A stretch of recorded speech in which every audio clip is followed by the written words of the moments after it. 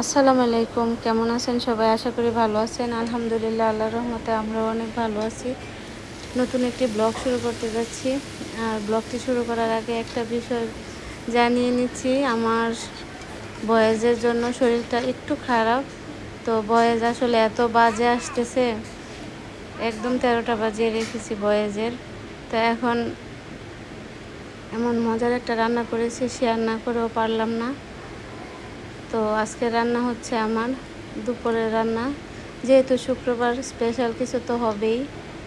অনেক দিন যাবৎ ইলিশ পোলাও খেতে মন চাচ্ছে, তো এসে গেলাম ইলিশ পোলাও রান্না করার জন্য। প্রথমেই পেঁয়াজগুলো বেরেস্তা করে অর্ধেক রেখে দিয়েছি, আর অর্ধেকের মধ্যে আদা রসুন আর একটা পেস্ট করেছিলাম, পেঁয়াজ, কাঁচামরিচ, সরিষা আর পোস্তদানা দিয়ে সেই পেস্টটা দিয়ে কষিয়ে, টক দই দিয়ে কষিয়ে মাছগুলো কষিয়ে নিলাম। মাছগুলো কষিয়ে মাছগুলো একটা প্লেটে রেখে তারপর পরিমাণ মতো পানি দিয়ে চালটা সেদ্ধ করে নিয়েছি। 90% হওয়ার পর এখানে ঘি, পেঁয়াজ বেরেস্তা, তারপর মাছগুলো বিছিয়ে দিয়ে বসিয়ে দিলাম। এখন দমে দিব 10 মিনিটের জন্য।